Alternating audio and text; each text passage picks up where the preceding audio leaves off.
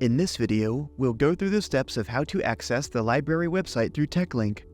First, navigate to forsythtech.edu. Hover over the Student Life option towards the top of the screen and click the TechLink button in the list that appears. Once you are in TechLink, click the College Services drop-down menu on the left-hand side of the screen. Scroll down the list until you see the Library option, then click on it. You will be brought to the library homepage. From here, you have a variety of options available to you. For example, you can click the Online Resources link at the top of the page, and from there, you can click Search All Resources to look for a specific online resource.